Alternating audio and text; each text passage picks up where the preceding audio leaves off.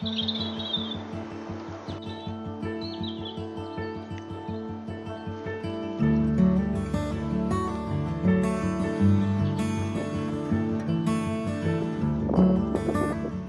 good morning everyone, and happy Friday. If you're watching this on Friday, you may be watching it over the weekend, in which case happy weekend. My name is Emma, these are my Allotment Diaries. I'd love for you to subscribe to my YouTube channel, and I've got other links below of other ways you can follow me too. So I meant my plot today. I actually couldn't come the last 2 days because it was absolutely pouring with rain, as is the weather in the UK most of the time, so nothing surprising there. But today I woke up, it is blue skies, it's just flipping gorgeous out there, so I was like, I need to get to my plot for a little bit and I need to sow something. I don't know about you, but I'm getting absolute withdrawal symptoms from not actually sowing anything. I'm being really good this year and I'm actually waiting to sow my seeds, even at home on the windowsill. I'm waiting, because I just know that doing it in a rush is just not good for anyone, and everything ends up dying. So I actually came here today to sow parsnips. Now these are just Gladiator F1s. I got them from Wilko's. They're nothing special. They're pretty much, I mean, they're, you know, the £1.50. You can just pick them up. It says to sow them in February, March, April or May, so I'm taking that as end of February. It's probably okay. I think they can handle a little bit of cold, and you harvest them from October, November, December. Now last time I sowed parsnips I harvested them way too early and ended up with really tiny immature are they fruit or vegetables? Vegetables, I think. And I realised as well that they need to survive a frost, so the frost and the cold weather actually makes them taste sweeter and nicer, so it's good to leave them after the frost and then harvest them. So trying those again this year.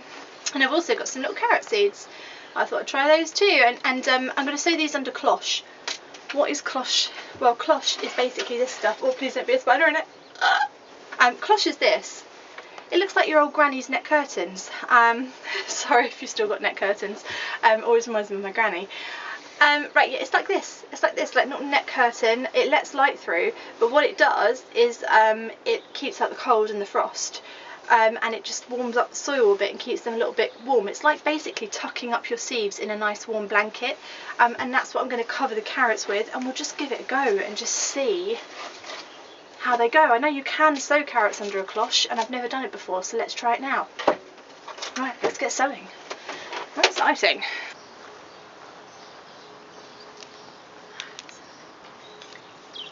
Because parsnips need a really long growing season, I'm going to choose this bed at the front of my plot because everything else has sort of been allocated something, and I know the parsnips are going to sit in there for a while, and this bed I haven't yet allocated anything to, so I think it's a good bed to stick parsnips in.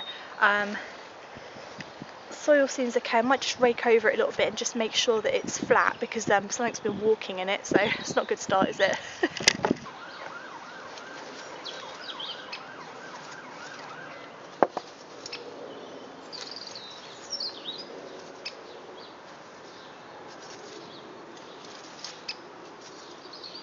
So what we're going to do, and this is beyond simple, is we're just going to make a trench with our hand, like this. Just down like that.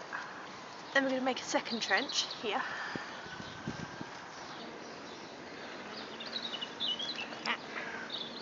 Easy, right? Okay. So I'll show you what parsnip seeds look like. Oh, they're blowing away. They look like that. Not sure if you can see that, but they look a little bit like flower seeds. They're quite flat, and that's what they look like. Sow them quite thinly, but also thickly, because we're expecting most of them to die. So I just do that, back and forth like that with my hand. Closer up, like that.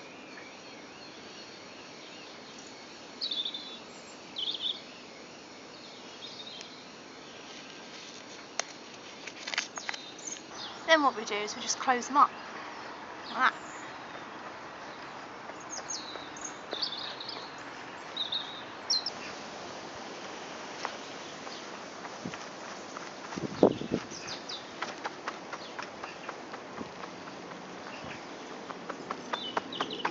And the reason why you can see me patting the soil down after I filled in the drills is because I want the seed and the soil to have really good contact.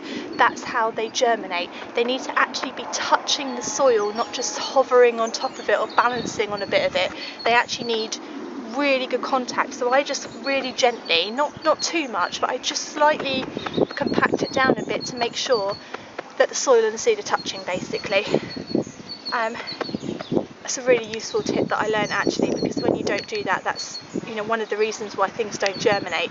And that's it for my parsnips. They don't really need covering, I don't think. I think they'll do fine. So we'll move on to carrots.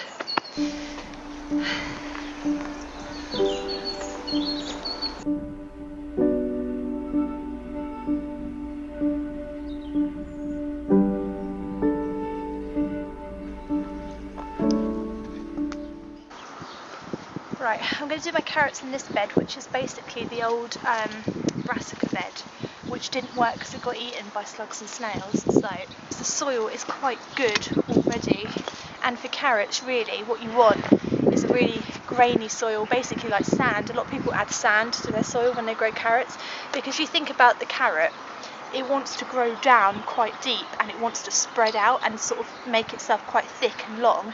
And when you've got rocks and things under the soil, or the soil isn't quite thin enough, that's when it forks and it sort of splits off and stuff, because it just hasn't got enough room. So the finer you can kind of make your soil for carrots, the better. Like I said, adding sand is a really good idea, but just adding lots of organic matter as well is really brilliant, because it means the soil breaks up easier. Like that. So you see, if I squeeze the soil, it comes apart quite easily, so it's quite good. Full of knowledge today, aren't I? Look at me.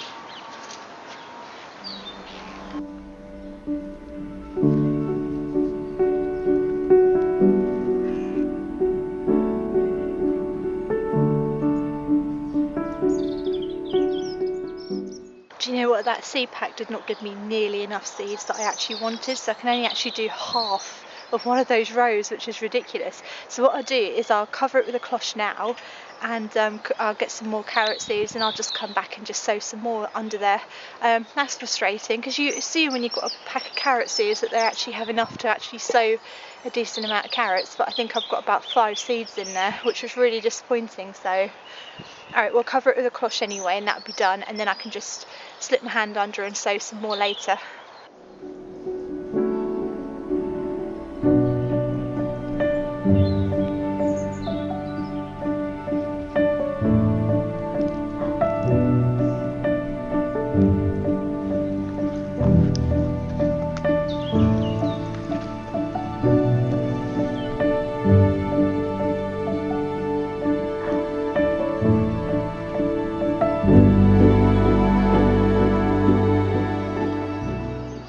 Goodness, I need to warm up for a second. I took my coat off because I didn't want to get too muddy, and I'll just show you my knees. This is what happens when you get an allotment plot, guys.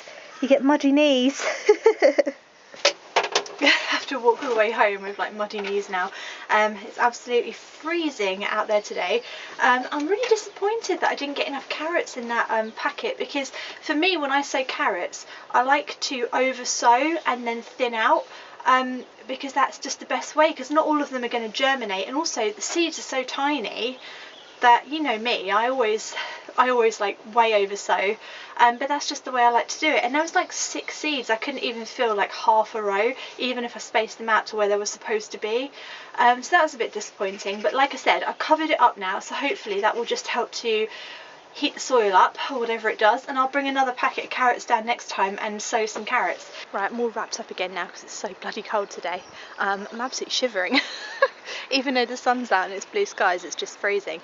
I'm pretty happy with the plot at the moment. I'm pretty happy with how things are going. Oh, it's a foxy. Fox.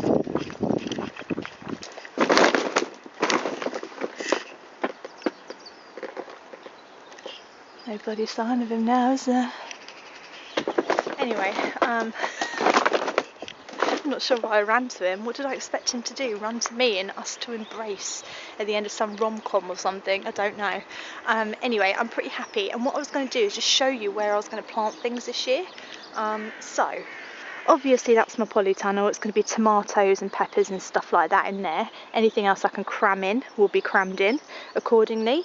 And then down here I was thinking turning this into a massive bed and doing potatoes, basically just having a massive potato area, all kinds of different potatoes. Also I can sort of do earlies and then main crop and then late crop as well, all in that same space.